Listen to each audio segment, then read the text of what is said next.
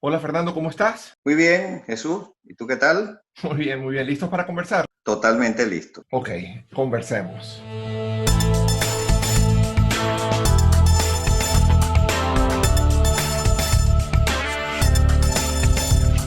Esto es del 305 al 310, con Fernando Núñez Noda en Miami y Jesús M. Rodríguez en Los Ángeles.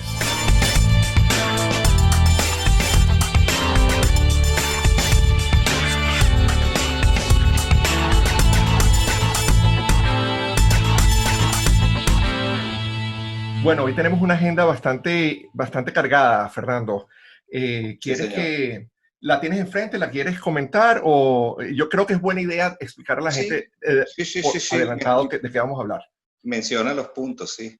Sí, bueno, el primer punto, la primera parte de la conversación va a ser una cosa muy interesante porque es una conversación muy dinámica y muy fluida, porque vamos a básicamente tratar de entender la fluidez de términos como socialismo, como la izquierda, como la derecha, etcétera, simplemente para tratar de tener un marco de referencia que podamos utilizar de aquí en adelante en nuestro podcast, ¿no? El Exacto. segundo tema, para tratar de ser un poquitico más livianos y ligeritos en unos tiempos tan difíciles como los que estamos, vamos a compartir, vamos a hablar de algunas películas relativamente, bueno, no sé qué tan viejas serán las tuyas, pero películas que no son nuevas, que hemos Ok. revisitado, que hemos vuelto a ver durante la pandemia y que queremos recomendarle a nuestros escuchas. Y como siempre, vamos a terminar con comentarios cortos sobre lo que no nos ha dejado dormir durante esta semana. Entonces, Exactamente. ¿quieres arrancar con el primer tema, Fernando? Bueno, sí, por supuesto. Los términos. Eh, yo creo que vivimos actualmente en un mundo muy complejo desde el punto de vista político, la verdad. Y yo creo que eso viene a partir de la caída de la Unión Soviética, cuando la Unión Soviética se derrumbó como organización política, me refiero, ¿no? Sí, Eh, Antes de eso, el mundo era un poco más sencillo desde el punto de vista político. Había dos polos fundamentales, que era el comunismo y otro eran las democracias liberales o conservadoras, lo que fuera, pero democracias, países con economías abiertas y sistemas políticos de elección popular o parlamentaria, y las dictaduras de izquierda radical como la Unión Soviética, China, etcétera, ¿no? El mundo era un poco más simple, pero después de la caída de la Unión Soviética, que ya Rusia pues fue un país distinto pues a ese conglomerado de naciones, eh, empezó a mutar eso que ya no quería nadie, que era el comunismo soviético, empezó a mutar y a transformarse en otros tipos distintos de izquierda radical. Por otro lado, entonces, el mundo empezó a adoptar algunas variantes de sistemas que eran antes muy específicos y muy conservadores, para empezar a hablar como de versiones de esos sistemas políticos que iban a sustituir pues al orden antiguo, que era más o menos, era básicamente binario, era un polo y otro polo, era bipolar. Ahora se hizo multipolar y entonces empezaron a surgir versiones, ¿no? Y yo creo que eso es lo que crea una gran confusión, porque, por ejemplo, estaba revisando el liberalismo. Pues hay un liberalismo, por ejemplo, económico, que habla de libertad económica. O sea, son los ciudadanos y es la empresa privada la que determina el dinamismo y el curso de la economía, con mínima intervención del Estado. El Estado solo legisla, el Estado establece las reglas de juego y de una u otra forma trata de equilibrar los desbalances, ¿no? Como por exacto. ejemplo los desbalances. Debo decirle a nuestros escuchas que de vez en cuando puede oírse un perro ladrando al fondo, ¿no? ¿Cómo se Ese es mi llama el perro, perro para que la gente sepa a quién culpar? Riley. Riley, a lo mejor él cuando ladra dice, no estoy de acuerdo con lo que está diciendo, pero bueno, Exacto, exacto. es posible que esa sea como su forma de opinar. El caso es que entonces, bueno, hay una cantidad de variantes de las dos grandes polos que son la izquierda radical y la derecha radical, ¿no? Ujú. Recordemos que muchas derechas radicales fueron dictaduras, ¿no? No es que en la derecha está implícito la democracia, ni en la izquierda necesariamente está implícita la dictadura. Exacto. Este, entonces, bueno, el liberalismo, por ejemplo, hay gente que se define como liberalista, pero liberal, pero entonces tenemos que aclarar, liberal económicamente o liberal socialmente, porque Exacto. económicamente tú eres entonces un defensor de la libre empresa en un marco donde el Estado regula lo mínimo necesario. Pero si eres un liberal social, estamos hablando de lo que llaman en cierta forma progresismo, ¿no? Que es una gran, digamos, es un liberalismo social, pues. Es un Exacto. liberalismo social en el cual las fuerzas sociales tienen una preeminencia enorme e incluso es como el equivalente del liberalismo económico, pero desde el punto de vista social, en el sentido de que las sociedades, los grupos, la voz de los ciudadanos es en cierta forma equivalente o en muchos casos más poderosa que la del mismo Estado. Y Exacto. pero fíjate, Ujú. perdona Jesús, pero Dale, dale, dale. digamos, para Sí, sí. completarlo, el liberalismo económico lo abraza la derecha, lo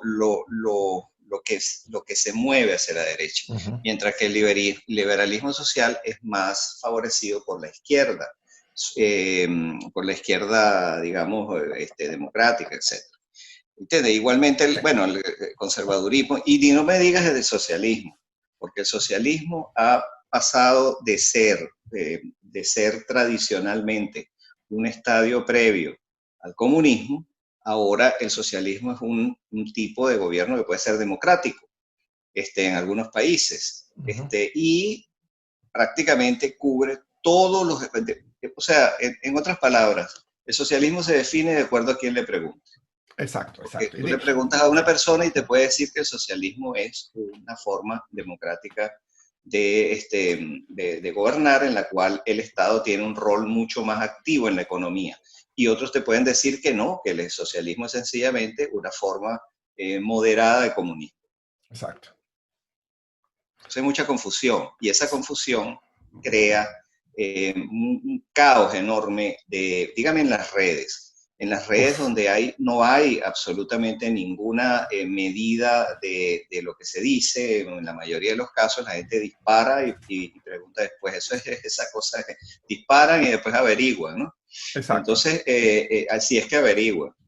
Entonces, la gente empieza a pelear por términos que están definidos de manera distinta por cada uno de los que está discutiendo. Entonces, es Exacto. imposible llegar a un acuerdo. Exacto. ¿Tú qué opinas? Bueno, no, estoy no solamente de acuerdo con lo que estás diciendo, sino que a mí me afecta mucho directamente en las redes sociales por ser venezolano y por ser abiertamente liberal y apoyar al partido político democrático, porque Ajá. los venezolanos, hay ciertos venezolanos que asocian el Partido Demócrata con la izquierda y el Partido Republicano con la derecha, y entonces por asociación directa, de una manera muy simplista y casi que insultante, y de eso es lo que quiero hablar, comparan el Partido Demócrata con el socialismo del siglo XXI y las barbaridades que el Imagínate. chavismo ha hecho, ¿no? Y muchas veces cuando estoy tratando de explicar, me tildan de comunista y yo trato de decirles que acusarme a mí de comunista por simplemente ser demócrata es como decirle a alguien que come carne que es caníbal. El Ajá. rango entre ser demócrata y ser comunista es tan grande como entre la persona que le gusta comerse una hamburguesa y comerse la pierna de su mamá. Es así de absurdo, es así de absurdo. Exacto. Entonces, una de las Exacto. cosas, y como venezolano, aprovechando que me das permiso de hablar un poquito de historia, cuando hiciste tus referencias con el proceso en la Unión Soviética, etcétera.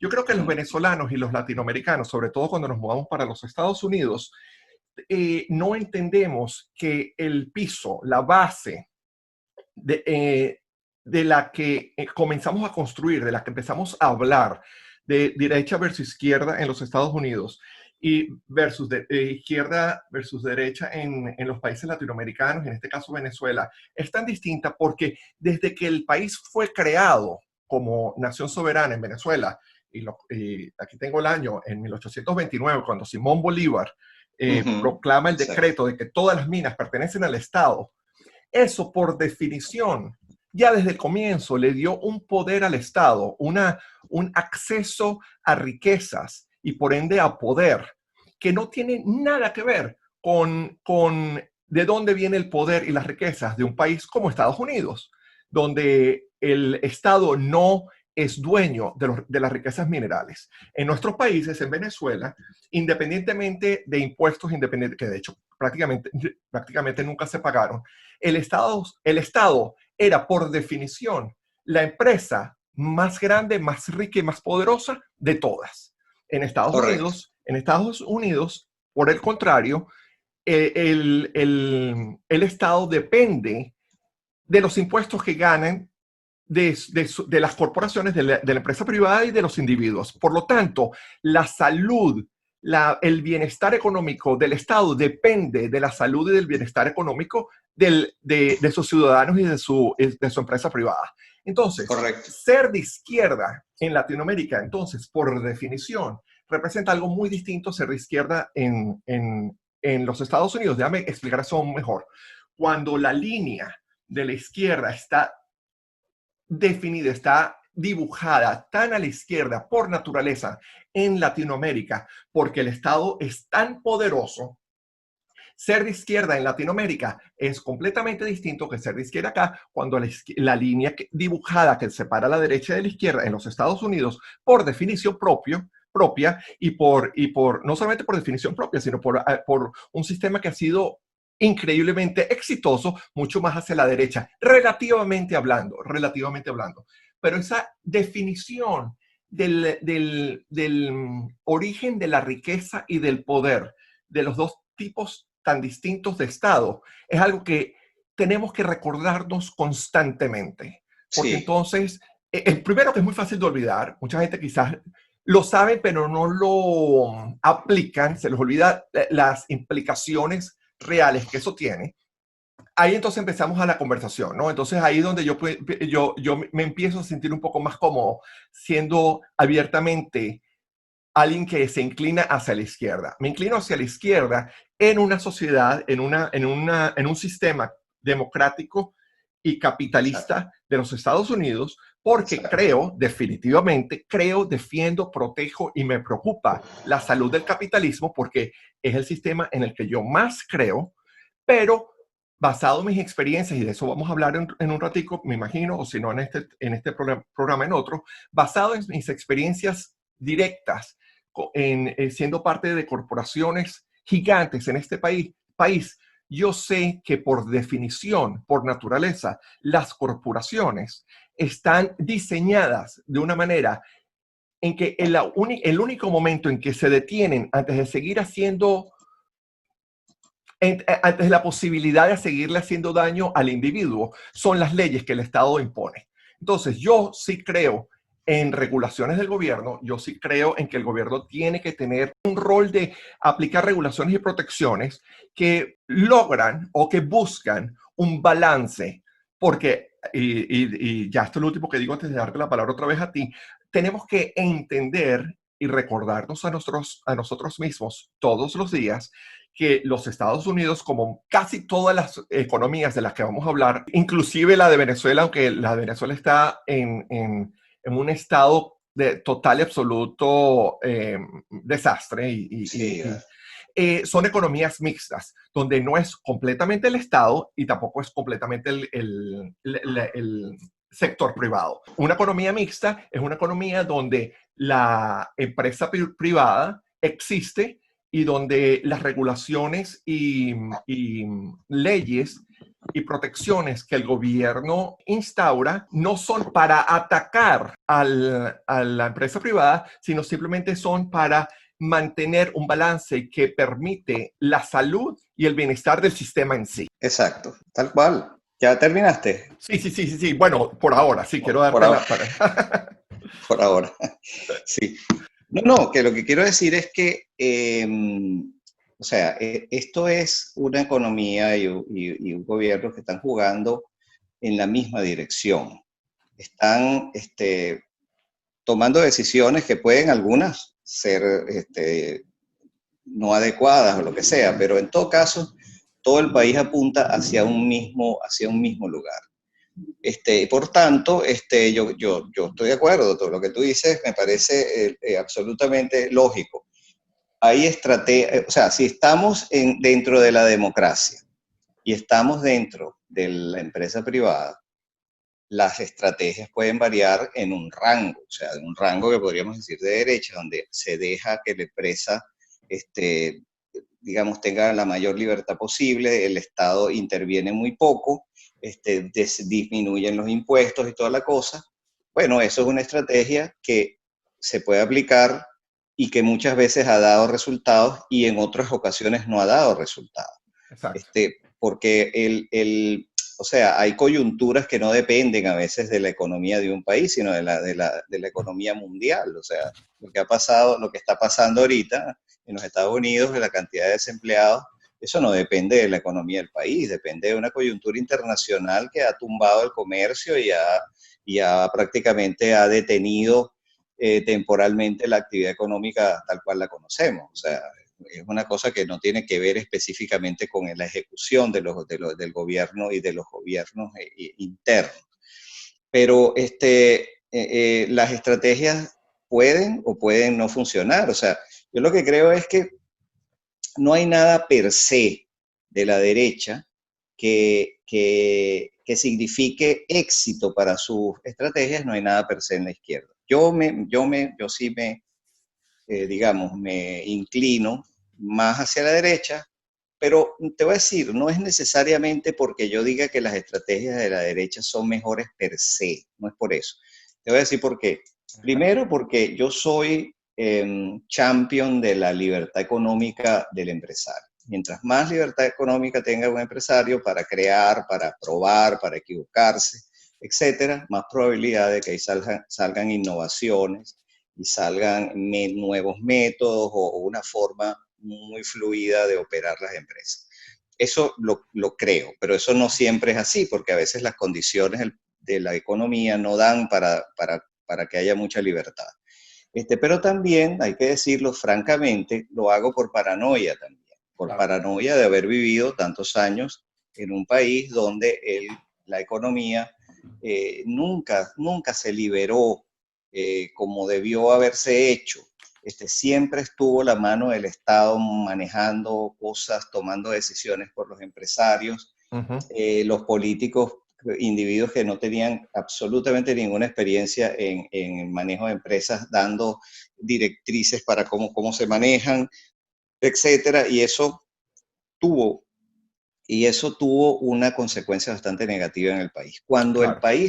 Cuando el país se decidió liberar su economía, abrirla al mundo, tumbar todas la cantidad, o sea, toda esa telaraña de ¿cómo se llama?, de leyes y de ¿cómo se llama?, y de Obstáculos y... decretos y de obstáculos que, oye, vale, cuando se decidió, pues ya no había tiempo porque entonces al gobierno lo sacaron, o sea, Sí. es que no hemos tenido buen tino en eso. Pero eso hubiera sido, ese era el momento en el que debió haberse hecho eso, y si se hubiera hecho, la historia de Venezuela sería otra.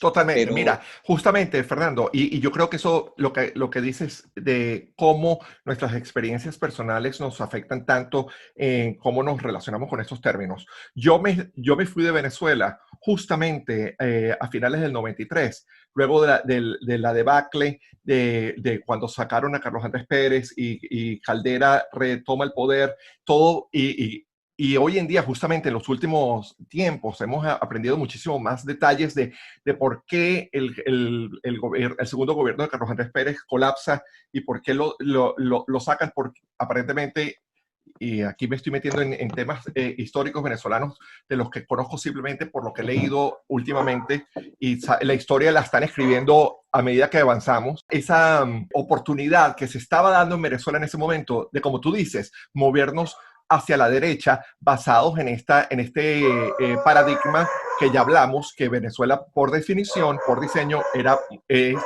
siempre ha sido un país bastante de izquierda por el grandísimo poder y control que tiene el Estado, básicamente por ser además tan rico o lo era en su momento, con las reservas y las ganancias tan exageradas que recibimos por parte del petróleo.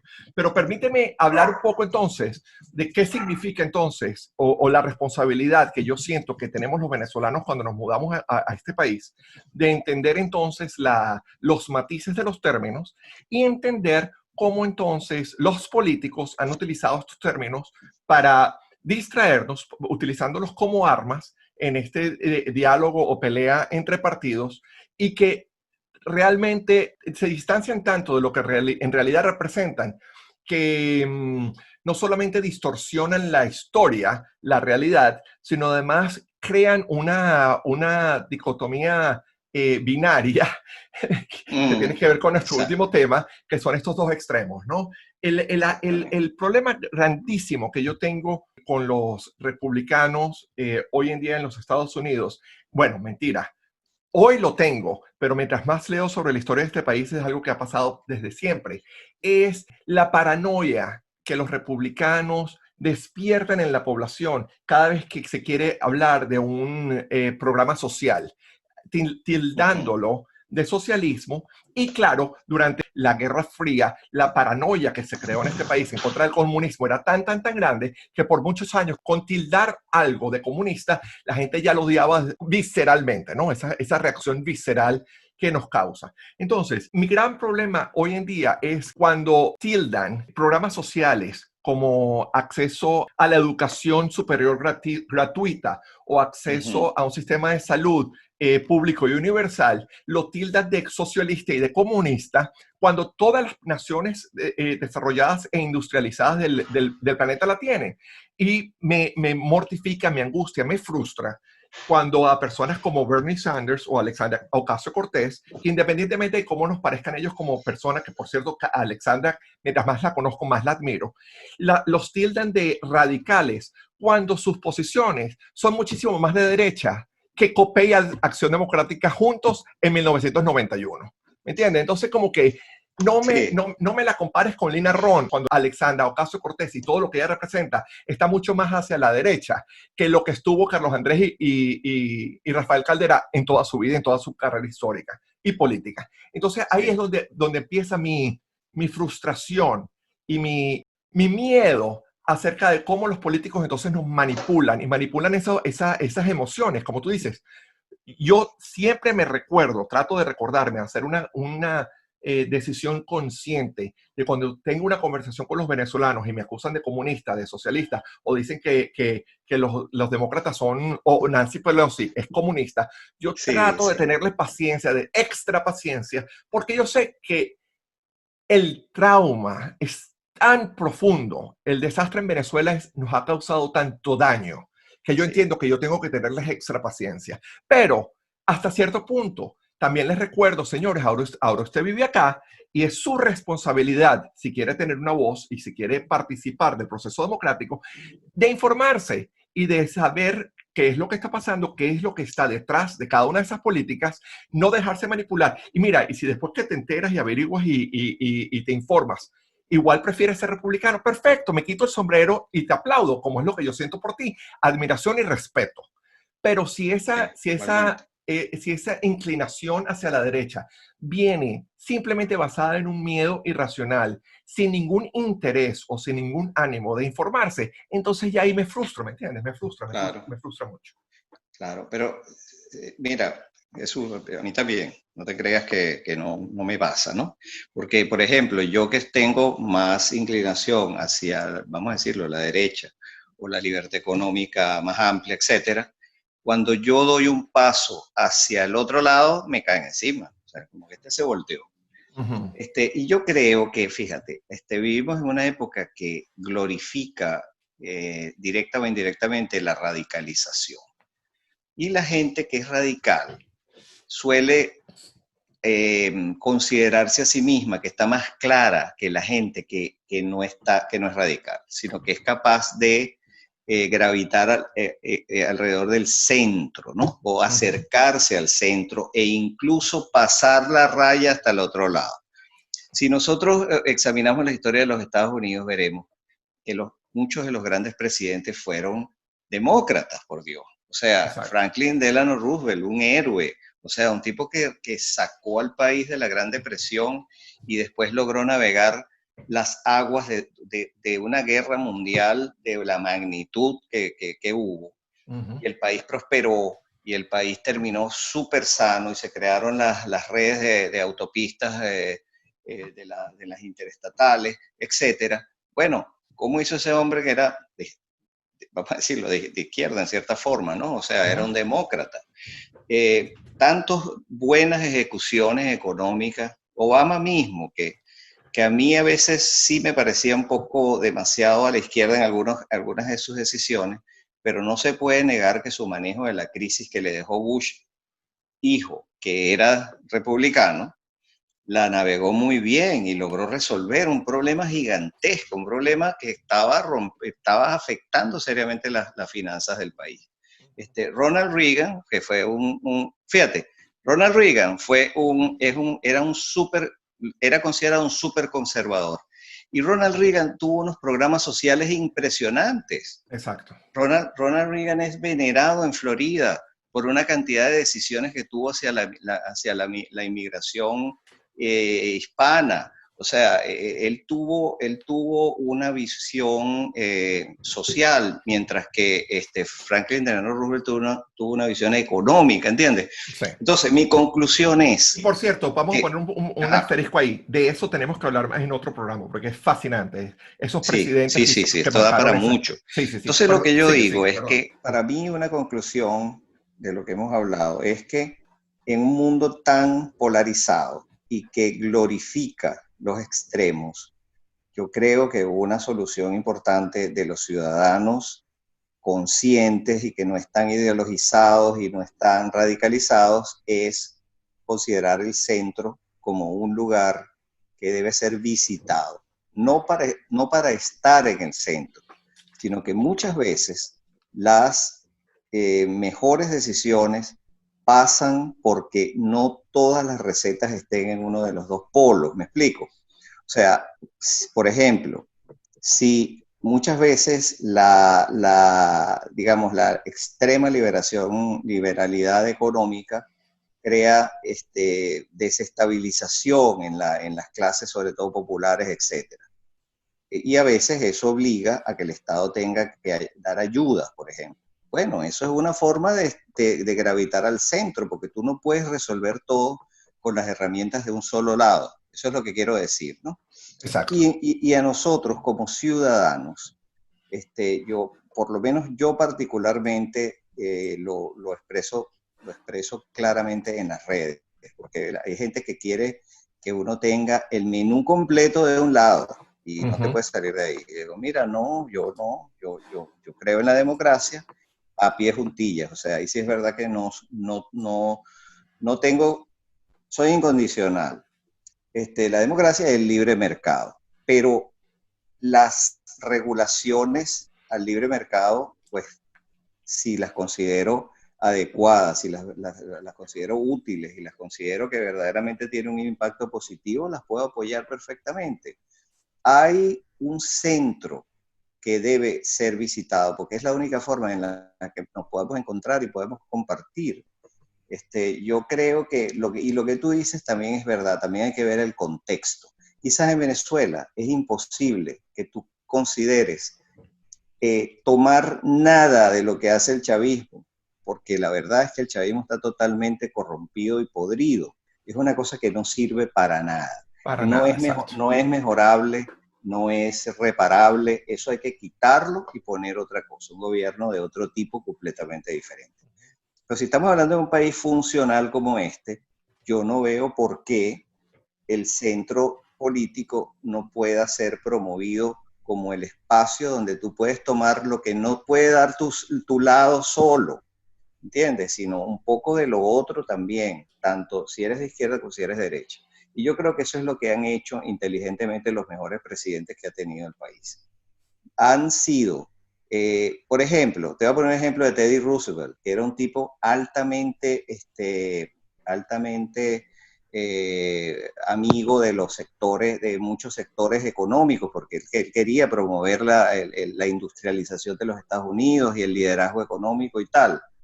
Pero cuando Henry Ford quiso construir sus carros, él tenía que pagarle una patente, pagar un dinero, una cantidad enorme de dinero a la Asociación Estadounidense de Automóviles, que tenía la patente del automóvil. Y no se puede tener la patente de un automóvil porque es una cosa genérica, ¿entiendes? Entonces nadie podía hacer un automóvil si no le pagaba a esa asociación. ¿Qué hizo Ford? Él demandó ante las cortes esa situación.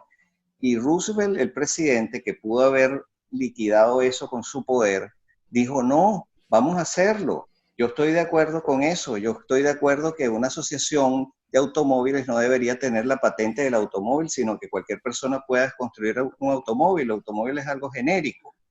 Y entonces en un caso que llaman Landmark Case, el tribunal determinó que nadie podía tener la patente del automóvil. Tú podías tener la patente de un automóvil que vuela, por ejemplo, de un automóvil que va bajo el agua, pero de un automóvil en general no. Y eso hizo que Henry Ford pudiera fabricar sus carros a un costo muy bajo en comparación, porque no tenía que pagar esa enorme cantidad de dinero a esa asociación, y entonces el automóvil se popularizó y se transformó en algo que podía tener una familia de clase media, cosa que era antes imposible, era solo para los ricos. Entonces lo que quiero decir es eso, que es que oye, los presidentes, muchos presidentes han tenido que apelar a ideas y a métodos incluso del otro lado de la acera para poder equilibrar, porque todas, o sea, los equilibrios no se pueden conseguir solos de un mismo lado, es imposible.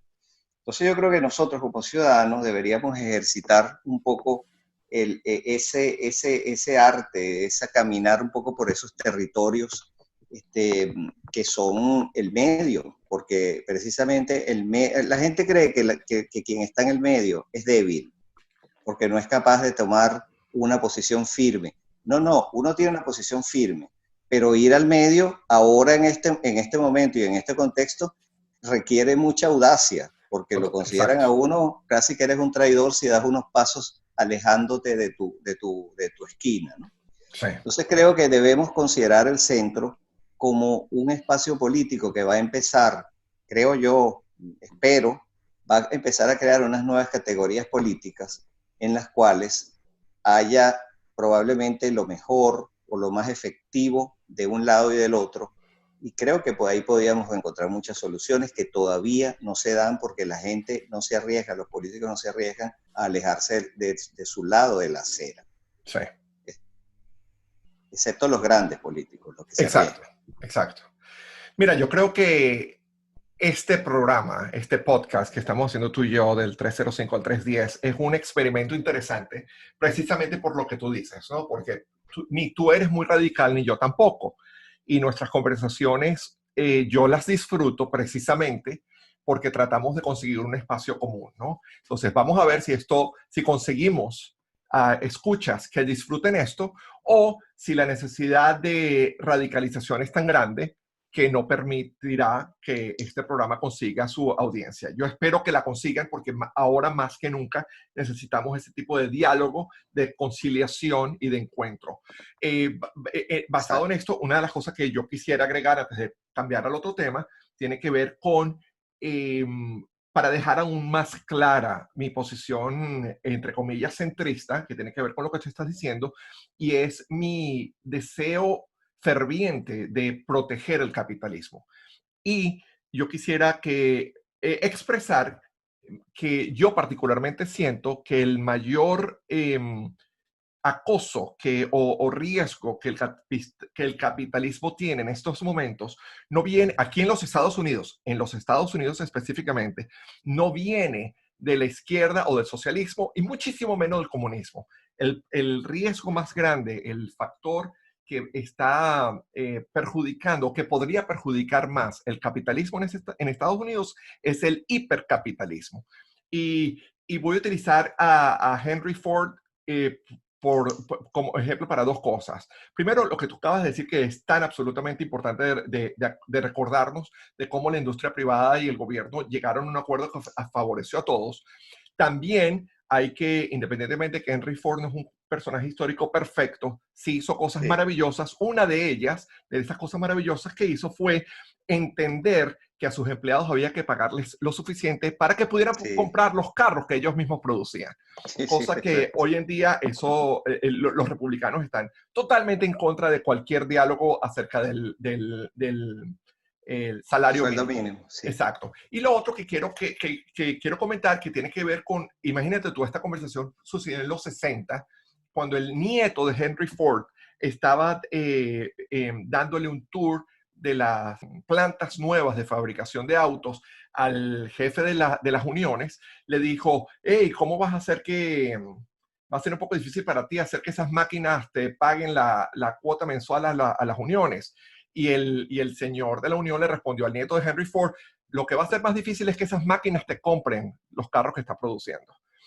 Y eso nos Sí, trae a la conversación que afloró durante los debates para la candidatura del Partido Demócrata. Andrew Yang, un tipo que es increíblemente brillante e inteligente, continuó repitiendo cada vez que tenía una oportunidad el peligro más grande que tenemos en nuestro sistema sociopolítico y económico es la automatización.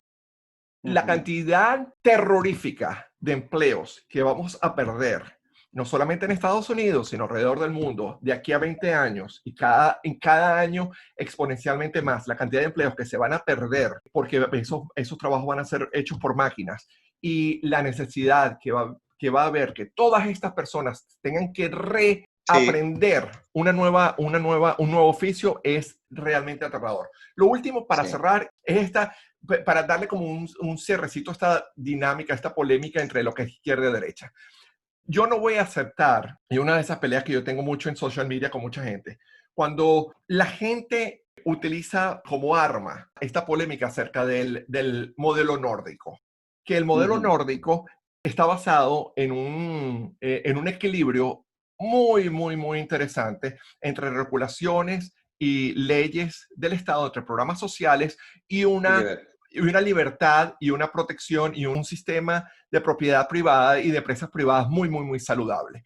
Entonces, si personas como Bernie Sanders, lo que ellos plantean es equivalente al modelo nórdico, si no van a permitir que se le diga socialista al modelo nórdico, no le digan socialista a Bernie Sanders. ¿Me explico? Uno no puede Ujú, utilizar a capricho un término de una manera para una cosa y de una manera para otra. O no, bueno, precisamente por eso que estamos teniendo esta conversación hoy, ¿no? No lo vamos a resolver con esta conversación entre tú y yo, pero es mi sí, posición. Si no nos vamos a sentir cómodos diciendo que el modelo nórdico es un modelo izquierdista y prosocialista, entonces no digamos que Bernie Sanders es socialista, porque lo que están planteando es exactamente lo mismo, un equilibrio entre regulaciones y leyes que protejan al individuo precisamente para mantener la salud, el estado saludable de las empresas ujú. privadas.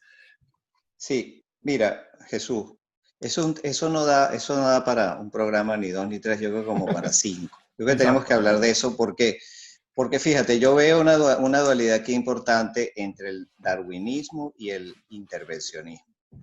Y ahí para mí es donde está el equilibrio. Y también una cuestión de definición, porque el socialismo aplica a lo económico de una forma y aplica a lo social de otra. Entonces, cuando hablamos de socialismo y ponemos o sea, los países escandinavos tienen una parte de ellos, podríamos decir que es socialista, pero la parte económica no. la parte Exacto, económica. Ellos tienen empresas hipercapitalistas totalmente, que totalmente. son, bueno, que pues, funciona como cualquier empresa, como IBM, como tal, bueno, o sea, esa cantidad de empresas son sumamente agresivas en sus métodos.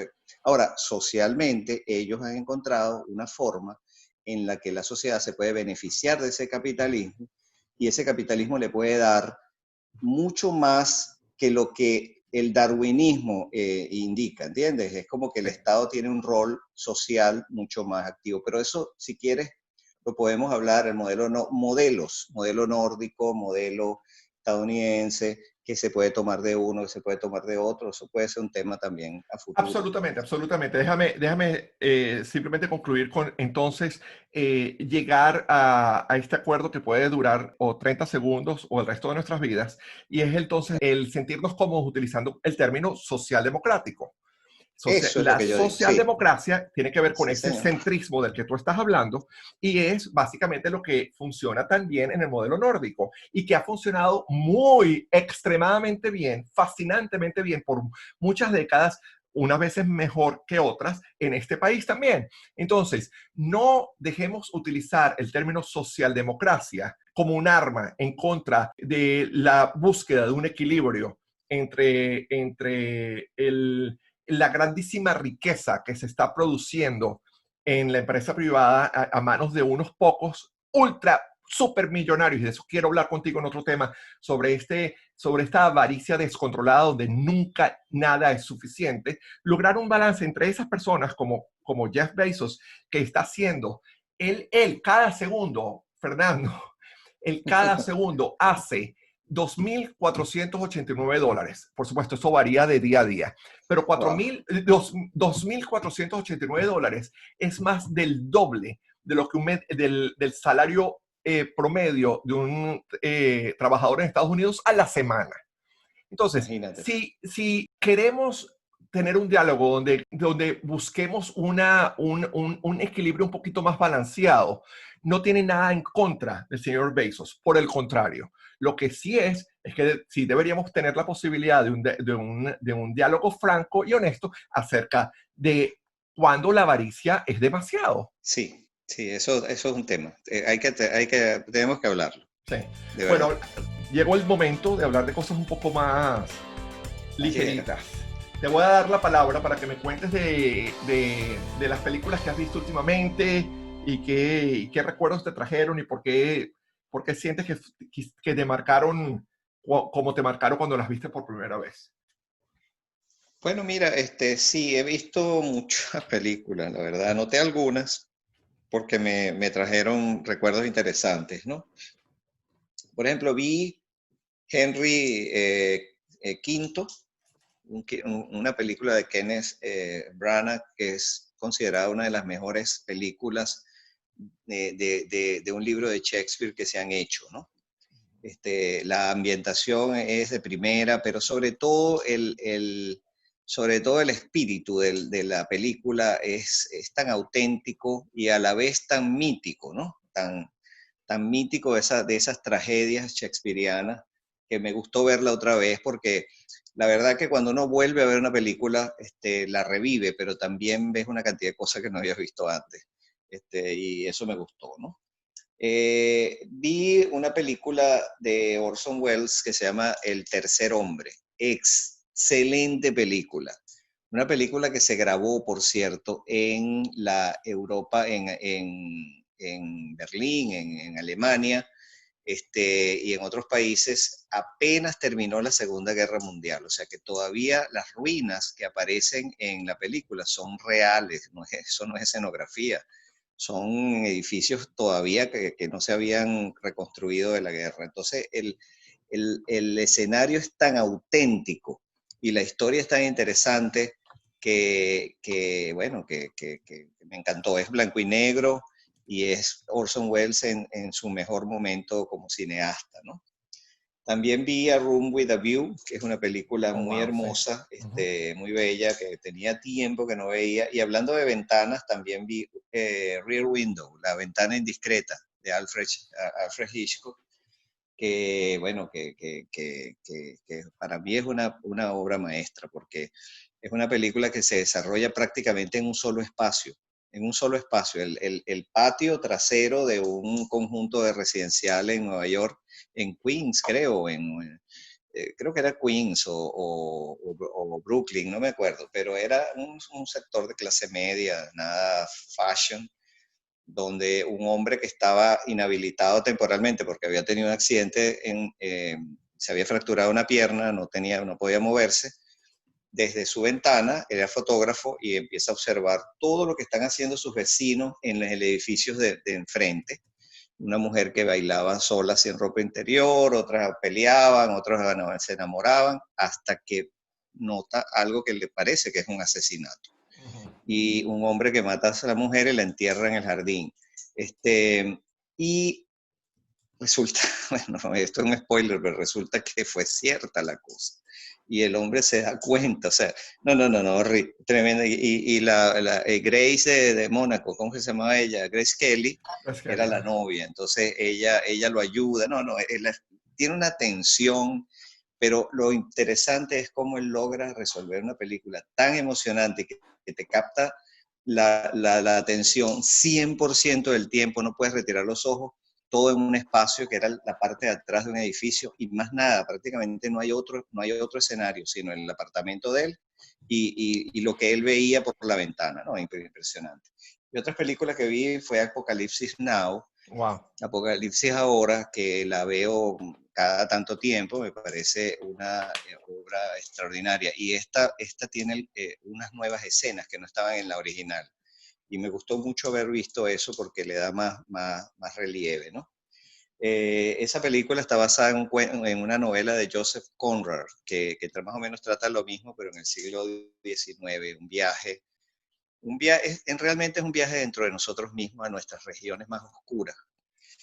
El Hombre Invisible, la vi, la película original del La Hombre original. Invisible, que es Wow. inglesa, y la de los años 30, Wow. basada pues en el cuento original pues de H.G. Wells.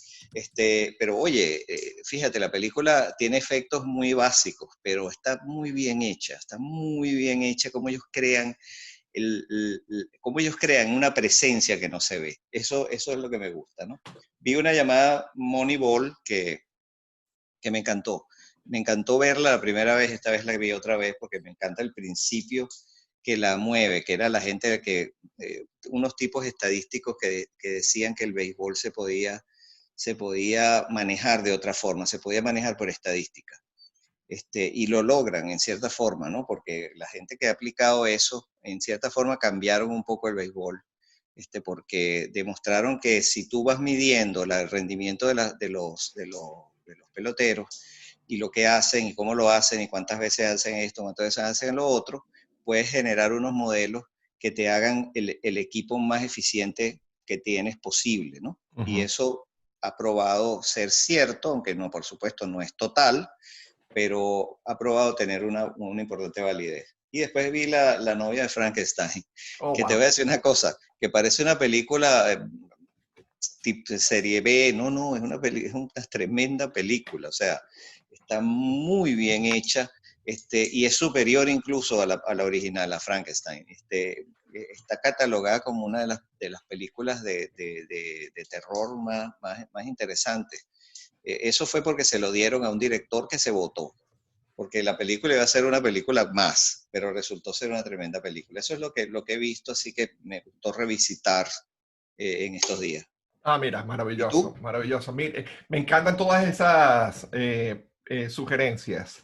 Hay algunas que definitivamente voy a revisitar de las que no nombraste. Mira, te voy a hablar rapidito de las que yo... Hemos visto muchas películas en los últimos 2 meses y medio, 3 meses de pandemia.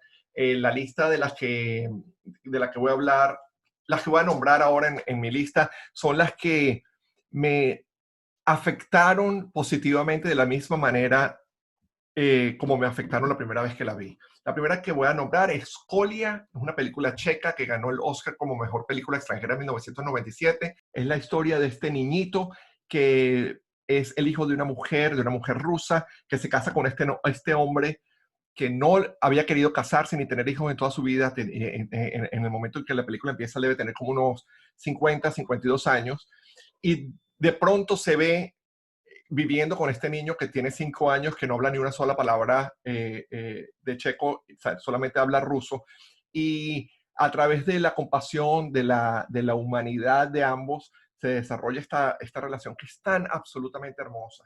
La otra película que voy a nombrar Wow. también tiene esa cosa nostálgica, es de 10 años antes, me acuerdo cuando la vi en Venezuela, en uno de esos martes clásicos que teníamos, en una Ujú. película sueca que se llama My Life as a Dog. Yo no me acuerdo cómo se llamaba en español, quizás se llamaba igual así, Mi vida como un perro. No, La no vimos recuerdo. otra vez la semana pasada. Es una película hermosísima también de un niño que es separado de su madre porque su madre tiene problemas mentales y físicos, y él constantemente se compara a sí mismo con acontecimientos mucho peores que le han pasado a otras personas y a otros seres vivos en el momento en que la película se desarrolla, que es en los años 50. Y la película se Ujú. llama Mi vida como perro, My Life as a Dog, porque él constantemente habla de ay, ¿cómo se llama el perro que mandaron? Tengo hasta el Laika, Laika, ¿no? Laika, sí, exactamente, gracias. Tengo aquí el libro, tengo un libro enfrente mío que se llama justamente Soviet Space Dogs. Ok. Laika. Este muchachito constantemente compara su vida con la de Laika y para hacerse sentir mejor. Viendo, mira, comparado con la pobre Laika que la mandaron para el espacio, donde se murió de hambre porque no le dieron lo suficiente de comer, yo, a pesar de que estoy pasando todas las cosas horribles que estoy pasando, no estoy tan mal. Mira, tiene una celebración al optimismo tan hermoso que es increíble. Las próximas dos películas las voy a unir porque las dos son basadas en libros de John Irving y se desarrollan en New England. Las dos son de los 80. Una se llama El Mundo Según Garp, The War Ah, According to sí, Garp, y la otra se llama sí. The Hotel New Hampshire. The War According to Garp, bueno, las dos las vimos la semana pasada otra vez. Yo creo que yo tenía más de Yo vi, 20, yo la vi, ya, esa. yo creo que yo tenía más de 20 o 30 años que no las veía. Y me impresionó muchísimo ver de las dos, porque yo creo que mi inclinación a ser tan liberal en términos de asuntos sociales, como tú decías, la separación, la diferencia entre políticas económicas y políticas sociales, mi tendencia a aceptar la individualidad y la libertad de expresarse como cada quien lo haga, siempre y cuando no afecte la vida de los demás. Yo creo que de una manera inconsciente fueron moldeadas por esta película. Esta película es 1982. Yo todavía estaba en el colegio cuando la vi. Y el personaje de John Está Lithgow, Robin Williams, ¿no? Robin Williams es el personaje principal, él es Garp, y su mamá es Glenn Close en el primer papel que ella hizo en su vida en el cine. Wow. La nominaron para el Oscar como el personaje de la madre. Y a John Lithgow también lo nominaron al Oscar. Él hace el papel de una mujer transgénero Sí, que sí, sí. antes de hacer la transición a mujer había sido un futbolista profesional. Y el personaje está hecho con un amor, con un cariño, un entendimiento tan profundo de lo que significa para ese ser humano, su identidad, que yo dije, wow, a lo mejor eso me afectó cuando yo la vi, cuando yo tenía 16 años o la edad que haya tenido. Quizás por eso es que para mí me resulta mucho más fácil entender y abrirme a las particularidades de la individualidad, de la identidad, sea sexual, de género o de lo que sea, porque las películas lo marcan a uno, sobre todo cuando uno tiene una mentalidad tan fresca y tan moldeable como cuando uno tiene esa edad, ¿no? Y la siguiente película no es tan profunda, no es tan, pero es hermosísima visualmente. Es Gattaca, de 1997. Es una Ah, película sí. de ciencia ficción que se desarrolla en el futuro, pero las Cosa opciones, genética, ¿no? sí, exactamente, las opciones que tomaron para crear este mundo del futuro fue basado en una estética de los años 50 de edificios modernistas de Frank Lloyd Wright, y todo el vestuario es increíblemente Wow. clásico. Mira, es una belleza de película, es divertidísima. Bueno, divertidísima en el sentido de que te crea una tensión gigantesca. A eso me refiero con divertida, no es para nada ligera. Es intensa, hermosísima. La otra película que voy a nombrar es del 2010, es la más nueva de todas las que voy a nombrar. está basada en una novela corta de Kazuo Ishiguro, que es un escritor inglés de ascendencia japonesa. Se llama Never Let Me Go, de Mark Romanek, del 2010. Si no la has visto, vela. Es una Ok, la estoy historia de anotando. estas, sí, de estas, también basada en una idea de ciencia ficción, donde crían a estos huérfanos simplemente para convertirlos en donantes de órganos universales. Ellos, el único propósito de su existencia es donar sus órganos, y a medida que van cosechando, como le dicen en la película y en el libro, cosechando sus órganos, su posibilidad de sobrevivencia disminuye y disminuye. Claro, Ellos wow. existen simplemente para donar órganos hasta que se mueren. Entonces tiene unas implicaciones hermosísimas de lo que significa estar vivo, de lo que significa amar, de lo que significa tener un propósito en la vida. La Wow. otra película que revisitamos, justamente ayer lo posteé en uno de esos retos que te ponen en Facebook de las 10 películas que más te influenciaron en tu vida. Hablé de The Big Chill, creo que en español se llamaba La Uh, Gran Reunión, creo, de sí, 1983. sí, sí, son ¡Wow! buenísimas esa ¡Qué película. maravilla de película! La vi anoche y la disfruté tanto, Fernando, como hace 30 años cuando la vi. Una película con un Sí, vale. cast, con un reparto Sí, sí, sí, sí, extraordinario, y también una celebración de los ideales, ¿no? Una sí. exploración de lo que pensábamos que íbamos a hacer cuando Y de cómo teníamos cambian, sí. y de cómo cambian. Exacto, ¿no? Es maravilloso. Mi última recomendación, porque yo creo que es muy relevante y muy apropiado para los momentos en que estamos viviendo en este momento, es un documental de este año. No tiene nada que ver con la tarea que nos pusimos de películas revisitadas, pero creo que es una transición interesante a lo que no nos está dejando dormir. Es el documental sobre el libro de Michelle Obama, Becoming, en Netflix. Es una exploración Ok, hermosísima del lado positivo que tiene este país y del potencial que no siempre se logra, pero Michelle Obama nos recuerda que al final tener un sentido profundo de valores y de ideales que nos apunten hacia el norte es tan importante. Es una película, un documental increíblemente inspirador. Y yo creo que esta es la qué perfecta bueno. transición para hablar de lo Qué- que no nos está dejando dormir esta semana. Sí, sí, señor. Muy buenas tus películas. Ya he notado aquí algunas, pues no he visto muchas de ellas, pero voy Bueno, para allá. buenísimo. Mira, bueno, lo que a mí no me ha dejado dormir ha sido algo positivo, Jesús, te digo. Normalmente no me dejan dormir las cosas inquietantes o preocupantes, pero esta me ha dado una sorpresa muy agradable, y me ha dejado pensando pues, sobre las capacidades de autorregulación que puede tener una sociedad y que tiene la gente, pues. Mira, se trata de los disturbios que han ocurrido en el país a raíz de la muerte de George Floyd, que han sido, bueno, hemos visto que han sido sumamente agresivas en algunos casos bueno, han implicado destrucción, incendios, gente herida, etcétera, ¿no? Y enfrentamientos, batallas campales con la policía, etcétera.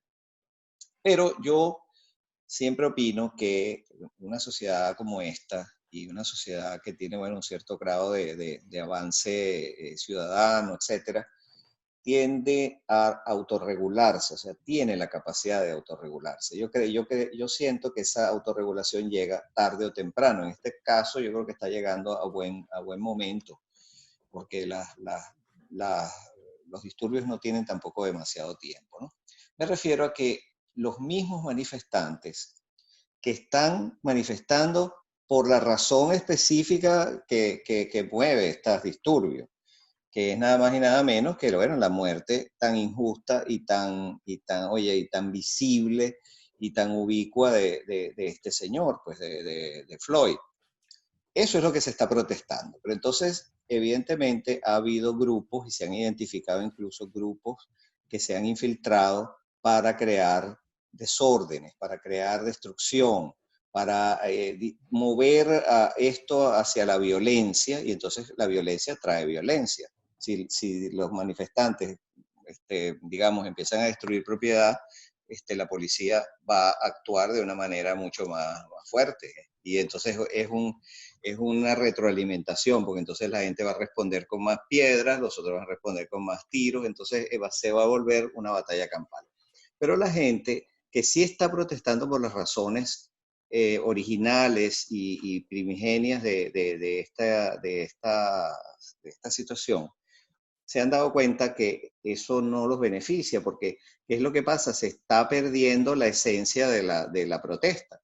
Entonces, en muchos lugares la gente está enfrentándose a los que quieren saquear, a los que quieren destruir las propiedades. Porque destruir propiedad y saquear no es precisamente una forma muy bien vista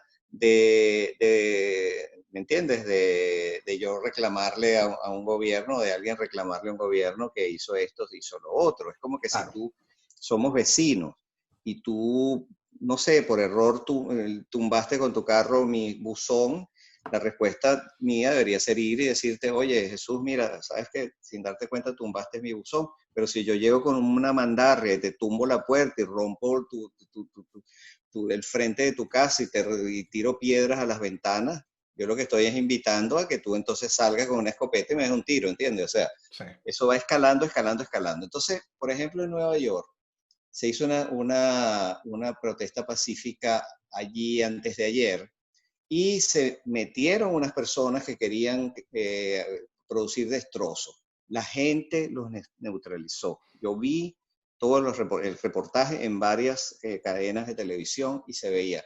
La gente evitó que esas personas dañaran propiedad, tiraran piedras y le dijeron, mira, esto no es lo que estamos nosotros haciendo. Nosotros estamos protestando por una razón absolutamente válida, pero romper y destruir propiedad no tiene nada que ver con esta protesta. En Texas, por ejemplo, la policía y los manifestantes se unieron y conversaron y llegaron incluso a orar juntos. Me parece que es un acto muy simbólico, pues ver a los policías y ver a los manifestantes arrodillados, rezando, porque es un acto de humildad, pues de mira, acepto que me acompañes y tú aceptas que yo te acompañe, pues vamos a rezar juntos, pues. Hay abundantes fotos y videos al respecto. Hay en Nueva York, unos saqueadores quisieron entrar a tiendas y la gente les bloqueó la entrada. La gente se paró frente a la puerta de los locales y abrieron los brazos y dijeron, señores, ustedes no entran porque eso no es lo que estamos nosotros protestando.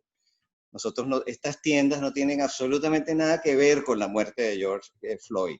Nosotros estamos protestando la brutalidad policial. Y tú no puedes protestar brutalidad con más brutalidad, porque entonces, ¿qué estás protestando? Entonces, en Washington, por ejemplo, vi la escena de un tipo que estaba destruyendo con una mandarria la acera, cayéndole a mandarriazos, a golpes y rompiendo el pavimento de la acera. Bueno, vinieron unos manifestantes, lo agarraron y lo entregaron a la policía. ¿Entiendes? La policía se los llevó, eso está grabado.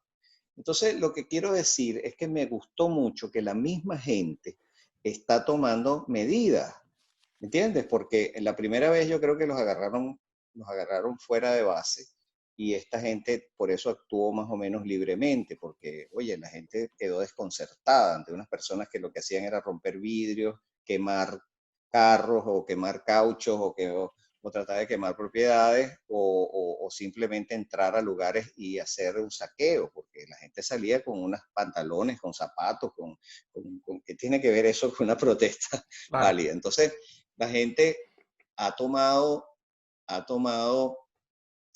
un rol más activo en ser un muro de contención entre estos saqueadores, en estos agitadores y gente que no tiene nada que ver, e incluso la misma policía, evitar que haya un enfrentamiento, porque fíjate, vi la declaración de una policía, de una mujer afroamericana policía que le gritaba a la gente, ustedes están tristes por lo que pasó con George Floyd. Bueno, nosotros también. Ujú. ¿Entiendes? Porque eso fue el acto de unos policías, pero no es el acto de la policía en general. O sea, eso no representa necesariamente a toda la policía. Hay policías que son cuidadosos, hay policías que respetan el proceso, hay policías que son generosos y hay policías que no son generosos. Entonces, lo que quiso decir ella es, mira, a mí me duele esa muerte también bastante. O sea, yo no tengo una solidaridad automática con los policías que mataron al individuo. O sea, yo estoy muy sentida por eso también.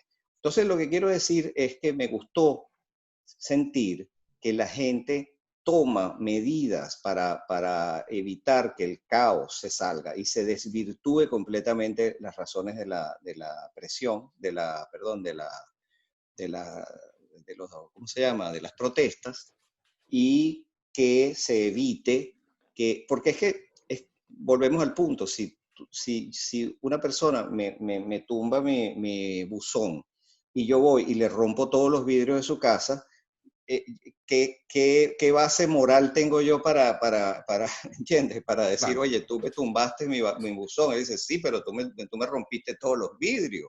Si simplemente hubieras venido y me dices que yo te tumbé el buzón, yo te lo pago, pero es que ahora me rompiste todos los vidrios que cuestan 4 veces más que tu buzón. Entonces, es absurdo, es absurdo destruir para poder entonces, a mí eso es otro punto, pero esos son grupos infiltrados que quieren Exacto. crear caos o con otras agendas radicales, políticas de otros países, de paso, De paso. Sí, sí, sí, de sí, sí, paso. sí. Pero me gustó, pues me dejó contento ver que la gente toma medidas, que la gente actúa, no espera que otros actúen y dice, mira, mi protesta no me la vas a desvirtuar, porque tú estás creando violencia y lo tuyo es otra agenda. Eso me Exacto, gustó. exacto. No, mira, muy interesante y definitivamente muy cercano a lo que yo voy a comentar de lo que no me ha dejado dormir. Voy a tratar de seguir tu ejemplo y darle un enfoque positivo. Yo creo que hay que estar muy conscientes y recordarle a los que no lo han notado todavía que más del 98% de las protestas son pacíficas, que estos actos de vandalismo son la excepción. Por supuesto, son los que más llaman la atención, sobre todo de los Sí, medios, porque un incendio de un edificio luce muchísimo mejor en cámara, y no lo estoy diciendo esto de una manera irrespetuosa hacia los medios. Ellos están haciendo lo que tienen que hacer, pero en cámara se ve mucho más interesante un incendio que unas personas rezando en una esquina.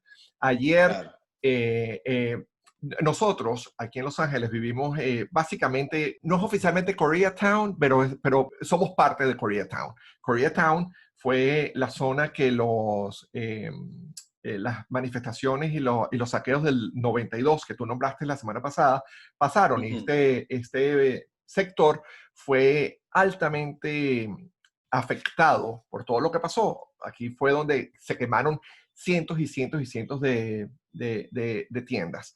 Entonces, desde el sábado pasado hasta hoy, con los toques de queda a las 6 de la tarde, etcétera, a medida que cae la noche, Fernando, el ruido de los helicópteros, de las sirenas, sabiendo además que esta población ha estado 25 años preparándose por si acaso vuelve a pasar otra vez, Claro, y va a pasar otra vez, o está pasando en estos momentos, y nos coloca en una situación de vulnerabilidad muy grande.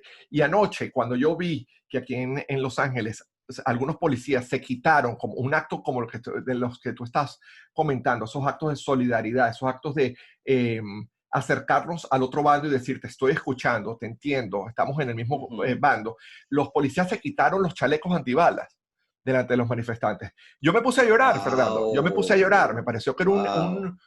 una cosa tan simbólica, tan Sí, hermosa, sí, tan sí, sí, maravillosa. sí, sí. Y eso me lleva a algo que tiene que ver con lo que comentaba antes. Yo voy a continuar con mi lucha por educar a los nuevos inmigrantes y sobre todo los venezolanos, que tenemos que educarnos en la historia de este país, que tenemos que entender el sufrimiento que han tenido sectores de la población por, por, por siglos en este país, y tiene que ver con también es la excepción, no son la mayoría, pero hay muchos venezolanos que estoy viendo en las redes que no entienden la importancia del hashtag Black Lives Matter y tratan de contradecirlo diciendo, well, all lives matter. Entonces yo quiero decirle a los venezolanos, explicarles, mire, decir Black Lives Matter nunca ha implicado que no todas las vidas son valiosas. Hay una persona que le explicó maravilloso. Si nosotros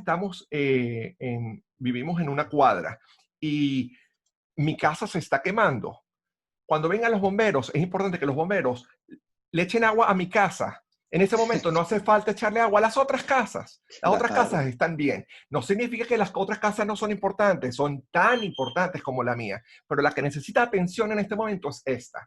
Entonces, hay que entender la sutileza, los matices y la relevancia de esas conversaciones que son tan delicadas y simplemente estar abiertos a entender, ¿no? Eso es todo lo que yo pido, estar abiertos a entender las sutilezas y decir, mira, por definición, yo no conozco del tema tanto, porque no lo he vivido, no he estado acá. No. Entonces, déjame tomarme el tiempo, déjame tomarme la molestia de entenderlo, de leerlo, de aprender, para entonces tener una opinión informada, ¿no? Exacto, tal cual.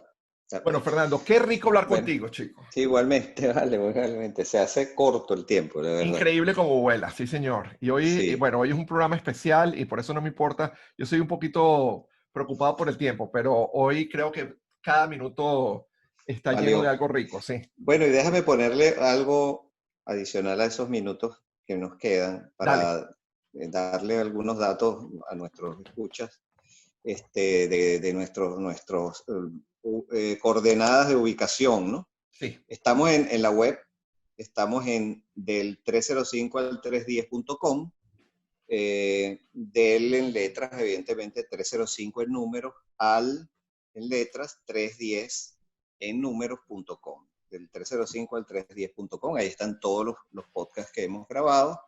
Y ahí tienen herramientas para escribirnos, si quieren, para seguirnos en redes y tal, pero de todos modos, Jesús les va a decir cómo ubicarnos en las redes. Sí, estamos en Instagram, en Twitter y estamos arrancando también en YouTube. Es fácil conseguirnos porque es la misma manera de escribir el nombre del programa, tal cual como lo acaba de decir Fernando, que es nuestra dirección de internet. Del palabra 305 número al palabra 310 número. En Facebook estamos también, pero por cuestiones de cómo funciona Facebook, todo está deletreado, es todo con letras y está formado en dos palabras. Del 305 como una palabra, todo deletreado con letras, al 310, segunda palabra, todo deletreado con letras. Bueno, chévere, entonces nos vemos en la próxima, seguramente con otros temas muy, muy interesantes que me darán mucho para hablar y para la gente que también, que los escuche, que también hablen, que nos hablen de vuelta, que nos manden comentarios, que nos digan qué opinan, que nos sugieran temas también, ¿verdad? Exactamente, sí, esa parte, esa dinámica es algo que me tiene muy entusiasmado. Ojalá que comience pronto. Sí, señor. Bueno, Fernando, un abrazo, bueno, saludos. Un abrazo, pues, igualmente. Gran abrazo. Chao.